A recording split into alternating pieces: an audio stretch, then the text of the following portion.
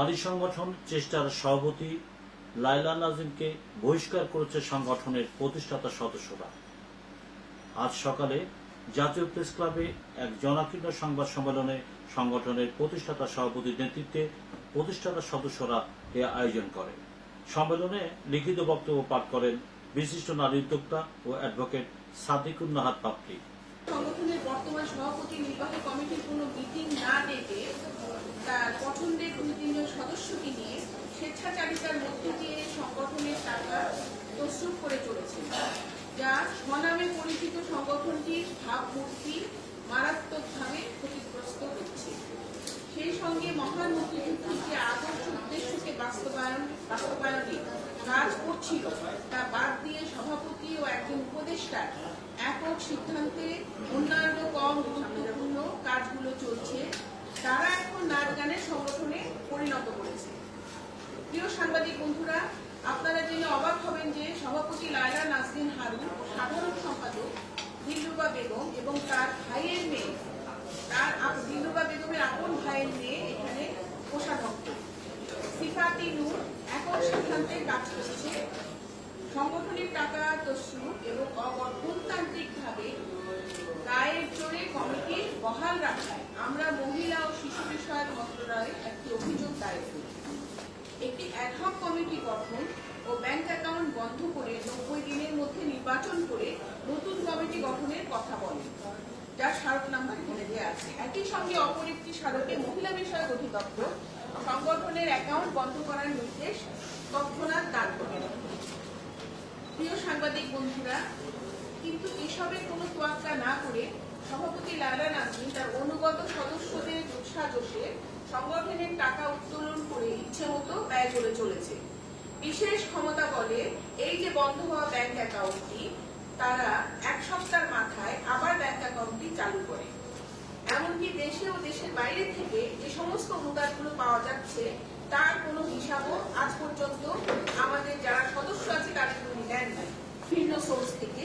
কিন্তু গত 3 বছরের কোনো হিসাব আমরা এখনো হাতে পাই নাই, মানে আমাদেরকে দেওয়া হলো না।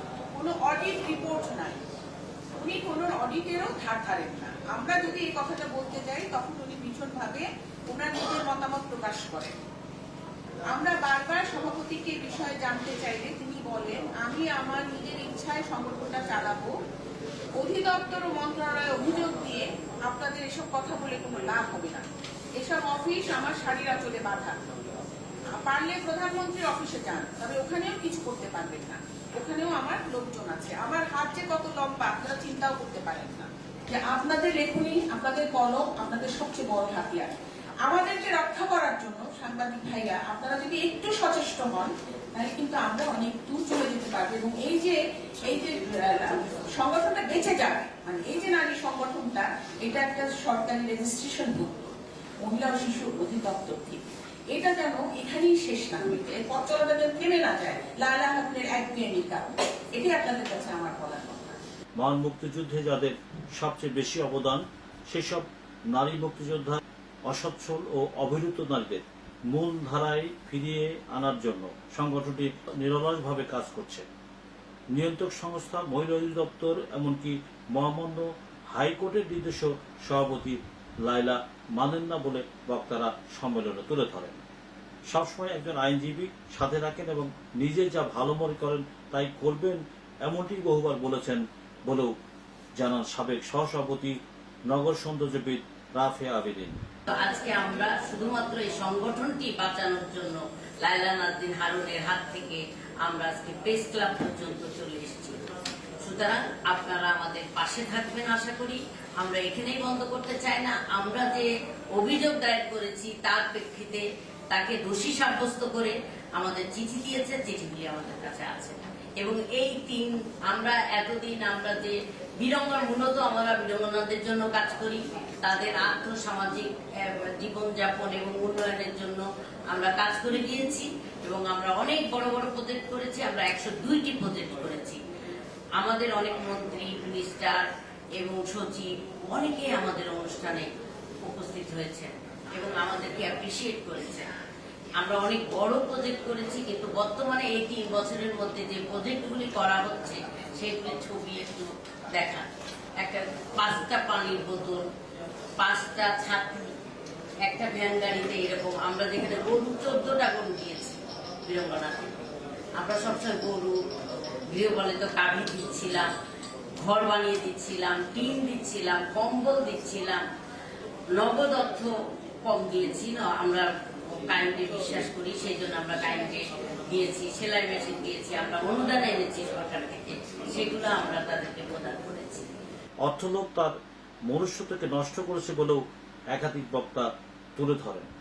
21 সাল পর্যন্ত খুব ভালোই চলছিল। 21 সালে হঠাৎ করে মাথায় আসলে ইলেকশন করতে হবে। যখন আমি বললাম দেখো ইলেকশন না করে চলো সিলেকশন কিছুতেই মানবে না। তখন সে 11 জন মেম্বার কোথায় পাবে?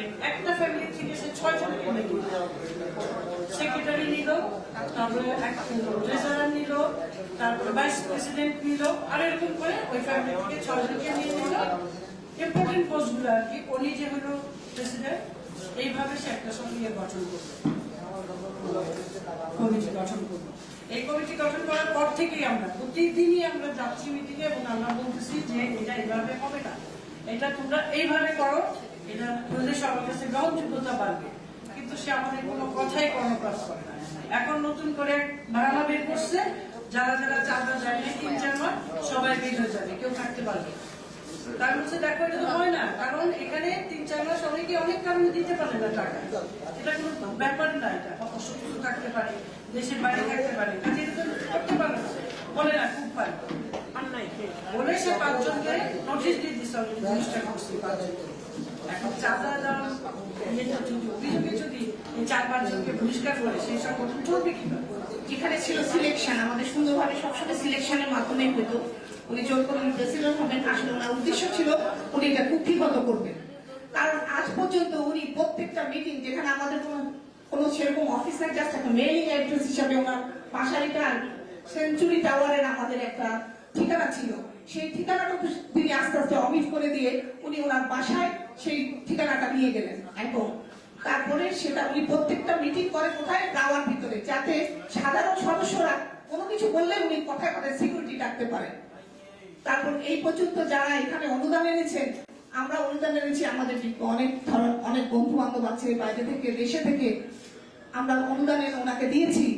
সেই অনুদানগুলি বীরঙ্গনাদের নামে আমরা দিচ্ছি, উনি সেগুলো এখনো পর্যন্ত ব্যাংকের মধ্যে ফিক্সড ডিপোজিট করে রেখেছেন। কেন রেখেছেন?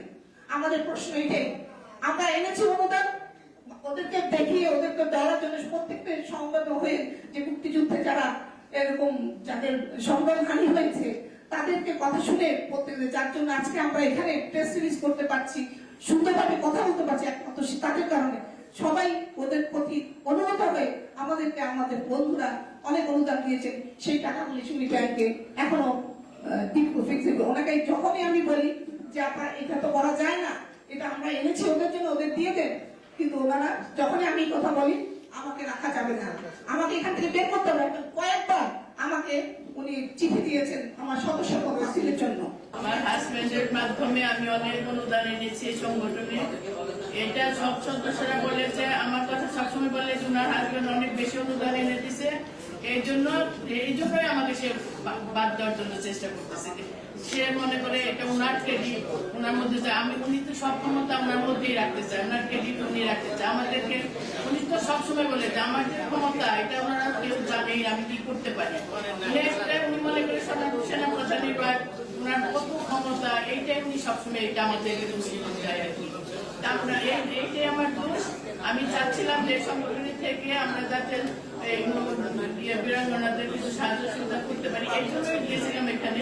কিন্তু উনি আমাদের 5 জনকে ইদানিং রাখতে দিয়েছে, যাতে আমরা এখানে না থাকতে পারি, উনি একা সব করতে পারে, আত্মসাৎ করতে পারে। এই জন্য আমরা যারা প্রতিবাদ করি আমাদের সবাইকে বাদ দিয়ে দিচ্ছে। শীঘ্র নির্বাচনের মাধ্যমে নতুন কমিটি ঘোষণা করা হবে বলে জানান নেতৃবৃন্দরা।